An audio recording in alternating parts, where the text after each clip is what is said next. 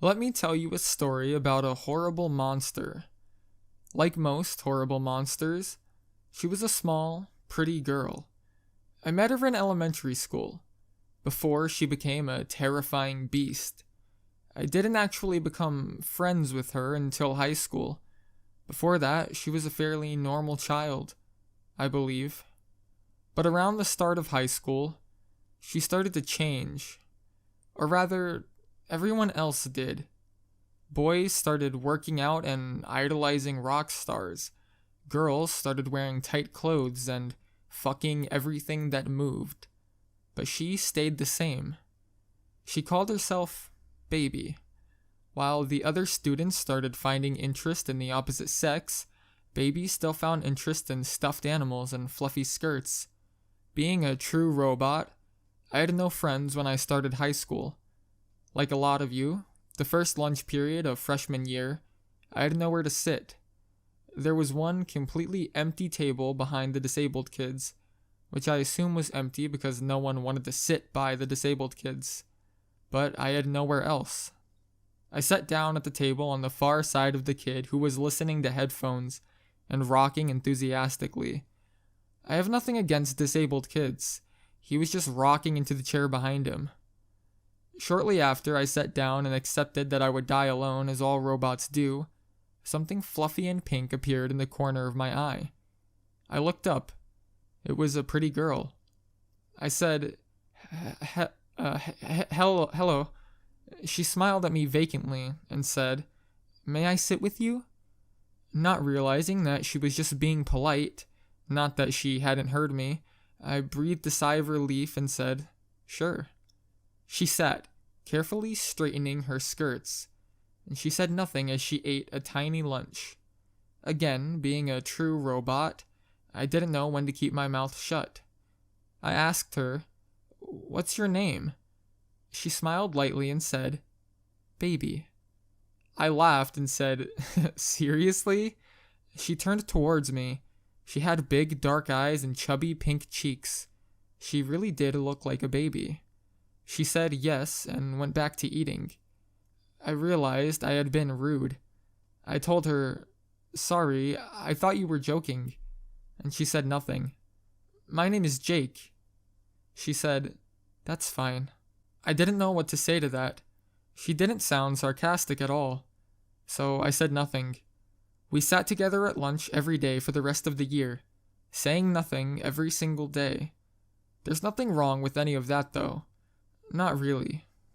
We weren't really friends. Clearly. We just sat together for 40 minutes per day. But I saw her throughout the day too, and sometimes action came to her. Early on in the year, some girls came up to her at lunch. They were your average whores. 14-year-olds wearing Ugg boots tucked into skinny jeans who had already taken 3 dicks in the ass apiece. Apparently, these whores had beef with Baby. A girl with a ridiculous poof of hair at the front of her head walked up next to Baby and tipped her little Hello Kitty lunchbox over. She said, "You look like the Barbie aisle at Walmart puked on you." Baby looked up at her with an empty smile and round eyes and said, "That's a terribly rude thing to do, you know." The poof-headed whore laughed. "Who fucking cares what you think, you fucking dyke? No one cares what happens to you. Why don't you go home? Why don't you kill yourself too?" I was quite shocked, never having seen girl bullying before. The bullying I was used to was somebody bigger than you punches you in the arm, calls you a fag, and then walks away. Baby wasn't having any of that shit. She stood up, smiling, pushed her chair in, and whispered into the girl's ear. The look on her face melted into fear, and she backed up. She said, You're a freak! Fucking kill yourself!" As she kept backing up and eventually ran away. The other girls stared, and I, too, stared. Baby sat back down and cleaned up her lunch. The other girls left, presumably to find their friend. I asked Baby, "What did you say to her?" Baby said, "Nothing that wasn't true." That was a little unusual. Baby was the calmest person I had ever met. A few other instances of girl bullying happened, but every time Baby gave them no fun reaction, so it stopped fairly quickly. But one day, something awful happened. As Baby and I were leaving the cafeteria, and Baby was going to the library to skip gym as usual, someone spilled soup on her. Now, even as a normal person, it sucks when someone spills food on you. But for Baby, someone spilling food on you is comparable to being burned with a fireplace poker. She shrieked as though she had just seen a baby carriage hit by a car. The boy who did it was grinning like a little faggot, and his friend elbowed him and said, "Oops." Baby wasn't having none of that shit. She grabbed his face with her long, decorated fingernails and dug at his eyes. His friend left him and ran. Everyone around us ran too. The boy flailed and punched her as he tried to get away. I stood and watched because I'm fucking useless. The principal and school monitor came running in. Eventually, a lunch lady had run to the office and told them what was happening. They pulled her off of him, her little pink Mary Janes kicking. She screamed, "My brand!" as they carried her away. It was fucking crazy. The boy was mostly okay. Baby didn't show up at school for a month. I figured that she had been expelled or sent to an alternative school. But then, a month later, Baby came back in a fluffy mint green dress and little mint green matching shoes, smiling her vacant smile like nothing had happened. At first, I was hit with a rush of joy. She was back. My lunch friend was back. But then I remembered this girl violently assaulted a boy for pouring soup on her. I was still excited though. I asked, "Baby, how are you? Where have you been?" Baby's smile seemed to become less doll-like and more genuine. Maybe she thought it was nice that someone had missed her. She said, "I go to the hospital sometimes. They just need to make sure I'm all right." "Oh, did you get burned by it or something?" "No." "Oh, so like a mental hospital?" "Yeah, like that." "So you didn't get in trouble or anything?" "No, the boy was in the wrong. He did a horrible thing and he was punished for it. I did nothing wrong. Why would I get in trouble?" "Maybe because you clawed a guy's eye out?" But I said, "Oh, I was just wondering." And that was the last we spoke of it. Maybe girls really do get special treatment. Been eating lunch with Baby for almost the whole year. Summer is coming. Baby actually talks to me. "Would you like to come over to my house?" Pretty girl asking me to come over? She did maul a baby. But she's a girl and I might get to touch a boob. Yes. Wonderful. I'd like to have you over tomorrow at noon. Is that alright? Yeah. Good. Home on Sunday. Getting ready to go over. Mom doesn't want me to go. She knows about the attack. Tell Mom not to cockblock me. Dad agrees. She gives up. Dad drives me to her house. Baby greets me at the door. "Hello. Please come in. I hope you didn't have any trouble finding your way here." No trouble." Boob on my mind. Boob on my mind. I might touch a boob today. Walk through the living room. Her parents are there. They say hello. They both look me up and down. I guess I didn't look so good, or at least not what they would expect her to bring home. They look normal and so does the house. I'm just a dumpy little fat man. Her dad says to leave the door open. She says, "Yes, of course, Daddy." As she leads me upstairs, she quietly says, "Daddy is always afraid that I'll let some dirty, nasty boy touch me and get me pregnant." Oh. She opens the door to her room. It's a baby's room, yes. The floor is covered in a large, fluffy pink rug. The giant bed has a fluffy blanket on it. Stuffed animals fucking everywhere. They're everywhere. There's a human-sized stuffed bear sitting at one of those short Japanese tables. There are cups and a teapot sitting on the table. She gestures me in. I walk in. She says to take off my shoes, and I do. She tells me to sit, and I do. Next to the bear, his unseeing eyes stare out into the fluff. She sits with us. She starts to pour us tea, and she offers me a cup. I thank her, and I start to sip. She says, "Careful. It tastes horrible and burn-y." I spit it back into the cup. It's whiskey. I hold my little cup and stare at her. She says, "You don't like it? I can get you something else." I tell her it's fine, just because I don't want to get my eyes gouged out. We sit the bear and sip our whiskey. She finally says, "So? I'm sorry? So what do you think?" "Of what?" "My room. What do you think of my room?" "It's nice." She smiled and nodded, pleased. The bear sighed in relief. "Would you like to come over again sometime?" "Okay." "Wonderful. I'm quite fond of you. You don't put up a fight like other people.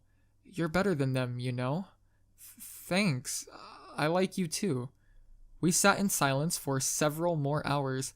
Her mom brought us tea cakes at some point, and I went home hammered. First day of sophomore year. Everyone getting into their groups for the year. I keep my eye out for baby all morning. I haven't seen her or heard from her since early summer. I keep my eye out for baby all morning. I haven't seen or heard from her since early summer. The bell rings for class to start. Oh no. Did she move or something? I go to class very disappointed. All the classes are half length today because it's the first day. About 10 minutes into my third class, foods and cooking, baby saunters in. Looks like pick related, but in black and mint. Her face looks so sweet but so empty. She turns to the teacher and says, "I'm very sorry I'm late. I hope I'm not interrupting." The teacher is clearly just as amused as the rest of us. She says, "You're fine, go sit down." Baby walks down the aisle and spots me. "Hello, Jake." There's no other chair at my table. Get out of my seat, push it closer to her, and crouch. She smiles for real, smooths her skirt and sits down. I look around. Everyone is staring. Fuck you guys, I'm sitting with a pretty girl. I don't care if she looks like a circus. I am gonna touch that boob. She smells like coconut. I'd never had a class with her before. This will be a great year. I'm gonna touch that boob and who knows what else. The bell rings. Oh no. Baby stands up. Oh no, please. Baby looks at me. Is something wrong? I was thinking about the boob and smelling a girl. My dick is diamonds. I'm okay. I dropped something. You go on. She stares. No, you didn't. What do I do? Why, God, why would you do this? I was going to touch the boob and who knows what else. She grins suddenly. Oh, I see. I hope you find it. And she skips away. Tuck my dick into my waistband and drag my shame with me to my next class. Baby started talking to me more in sophomore year, which is great, by the way, because at least I have some wild memories. Baby has her driver's permit. Having a permit means you can drive, but only if you have an adult in the car with you. Baby's car had tinted windows, so Baby wasn't having none of that shit. Turns out, Baby loves driving. She asks me one night if I want to go somewhere. Yeah, her room. The park, I guess? I think that would be lovely. Be ready at 5. I do as I am told. For some reason, I just don't argue with Baby. Baby pulls up at my house at 5. I had no warning to her arrival because the house started shaking and a car alarm got set off by her music. I had warning to her arrival because the house started shaking and a car alarm got set off by her music. Her dad's, I believe, car looks fancy. It's all black and shiny and shit. It bounces as the music inside blares. The passenger door swings open. Power metal blasts me in the face. I cover my ears on reflex. Can't even keep my cool for a second in front of a girl. She sees my discomfort and turns it off. Sorry about that. I wasn't thinking. It's okay. I get in. So, do you still want to go to the park? Oh, wasn't that the plan? Sure, that's fine. I just wondered if there was somewhere else you'd rather go. I just sit there like a fucking idiot. The park it is. She smiles that chubby-cheeked smile at me. She's a surprisingly good driver for someone with presumably no experience. But then, we aren't taking any roads I know that would lead to the park. I ask, where are we going? I just want to show you something first. Dear God, let it be the boob. Oh, okay. And that's what I like about you, Jake. You don't question. You don't argue. You just know that I know what's best. You're one of the good ones, Jake. Don't let anyone tell you otherwise. Okay, that's not right. Thank you. We drive for a long time. It's late fall, so it starts getting dark. She hasn't really said anything else since. I'm getting a little creeped out. She pulls over. We're in the middle of nowhere. It's just woods. She says, "We're here." We get out. I notice she's wearing hiking boots instead of little pastel shoes. Her whole outfit is actually much more simple than usual. No extra bows or anything hanging off of her. I'm getting very creeped out. She says, "Are you ready?" No. No, I am not. Yeah, I guess. She turns around and walks into the woods. I follow her. It's getting seriously dark now. I keep follow sound of her feet crunching over leaves. I keep follow sound of her feet crunching over leaves until the sound stops and she turns on a flashlight. We're standing in front of a house, a shitty old house that nature took back. She smiles. Now we're really here. This is some Blair Witch bullshit. I'm not making any move. She holds her milky little hand out. Come with me. I'm sorry. I don't want to go in there. Are you afraid? Yes. Are you afraid of me? No. Then you shouldn't be afraid of anything. What? Take my hand. I still hesitate for a second, but I take her hand. She shines the flashlight at the floor and leads me in. I think it's an old farmhouse. She leads me in almost a circle through the house, to two staircases side by side. One goes up and one goes down. Which one do you want to follow? Whichever one leads the fuck out of here. Whichever one you want. She lets go of my hand and steps in front of me. She just stares at me for a while, not smiling. I'm glad I found you. She turns away and starts to disappear down the stairs. I follow. The basement really shows how ancient this house is. The stairs are made of stone. They're slippery with what feels like mud.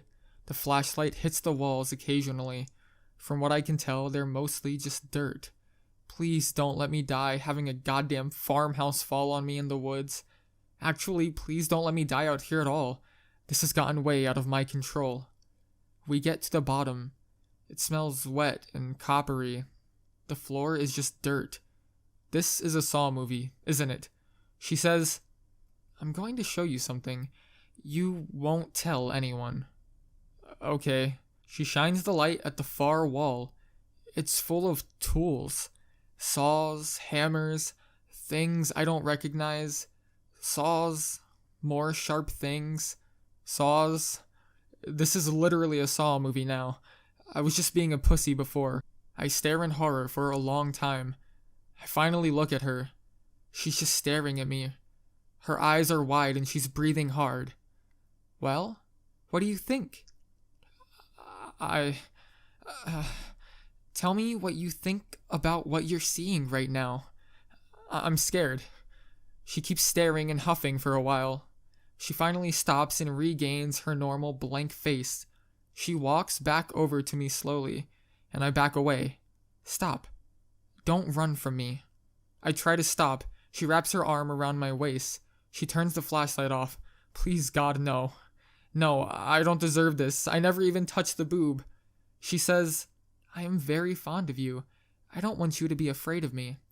You never question me. You don't argue or disagree. You do everything I ask of you. You must really trust me. I just wanted to touch the boob, you crazy bitch. You're better than all the others. You deserve more. I want you to be mine. Would you like that? Well, if the other option is to get murdered in a cabin in the woods, yes. Wonderful. She turned the flashlight back on. She led me upstairs and back through the woods, into the car that thankfully hadn't been stolen or towed. We said nothing on the entire drive back to my house. And so, it really begins. Lunch the following Monday. Baby asks if I'll come over to her house that afternoon. Although now we both know I don't really have a choice. I agree. I quickly say that I'll have my dad drive me, so she doesn't have the opportunity to take me back to whatever the fuck that shit was. She says that's fine. That Monday, Mom says she doesn't want me to stay out as late as I did last time. Yeah, me neither.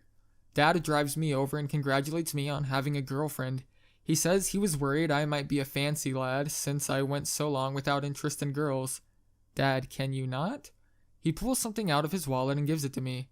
He says, don't say anything. It's just in case. I don't want you to ruin your life over getting a girl pregnant so young. Dad, maybe you should be worried about serial killers or cat stranglers. Turns out there's way worse shit than teenage girls can do than get pregnant.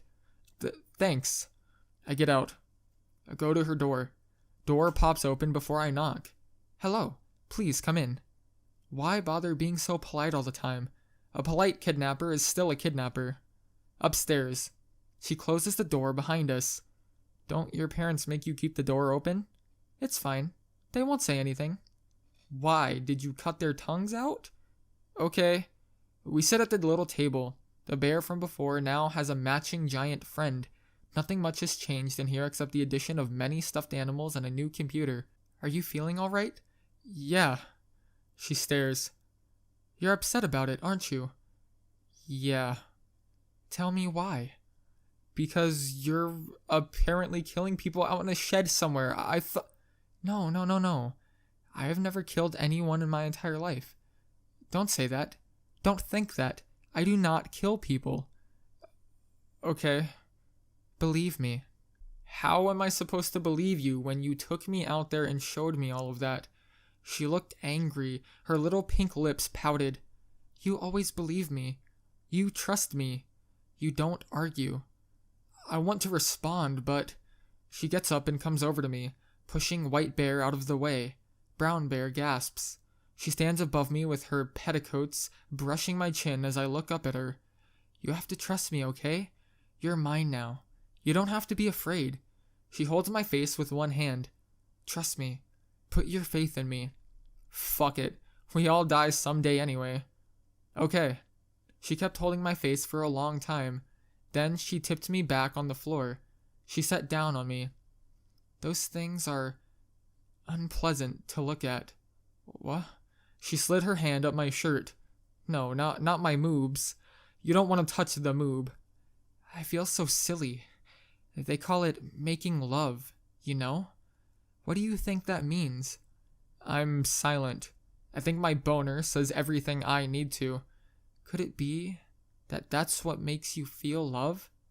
Do you think? Yeah. She quietly rubs my chest for a while.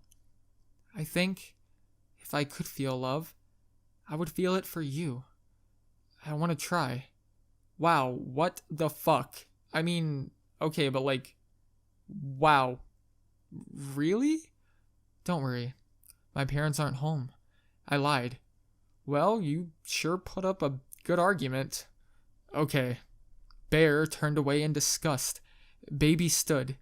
She took off her socks. She unlaced her dress. She took off her blouse and petticoats and undershirt and bloomers. She was so much smaller without all those layers of clothes. Delicate, even. I ripped my shirt and my pants off in about 2 seconds. She backed over to the bed and sat down. I'd never seen her act awkward before. I tried not to seem extremely nervous and gross. That's not easy to do as a dumpy little fat virgin. How do I get the bra off? I am gonna touch that boob. God damn it, I've earned it. It has snaps in the front. Oh god, she was prepared, I guess. Pop it open. Release the breasts. They're beautiful. Little milky white handfuls with little pink nipples. My dick is on fire. How to grab boob without being an idiot about it. Grab them like I'm picking out oranges at a grocery store. I can hear Bear laugh at my inexperience. She's actually a good sport about it and just grins a little. She takes her bra the rest of the way off and lays down. I sort of sit on my feet in between her legs. Touch the boob again. That is a nice boob. Totally worth it. She's eyeballing the D through my boxers. Wait, what did she say about those things? Keep touching that boob. We'll deal with that when we get there. She says, I don't really want to see it. If you could just get it in there, that would be good. Like, now? Not right now. Okay, just let me know.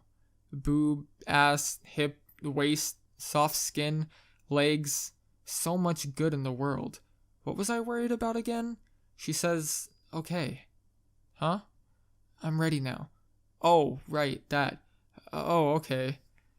So, do you want me to just... Yeah, just get it in there. I don't want to look at it. Okay. I take off her panties. Oh god, please last long enough to get it in there. It's just a little pink mound with a little pink crease in the middle. So modest. Spread it. It's all hot and wet inside. No worries, no fear. This is a happy place. I position myself as unawkwardly as I can above her, trying to get my dick in. Every time I think I'm about to get it in, she flinches and it slides out. Are you nervous? We can stop. No, we can't. You can't stop my dick. Not now. No, it's fine. I'm sorry. I'll try harder. Thank God.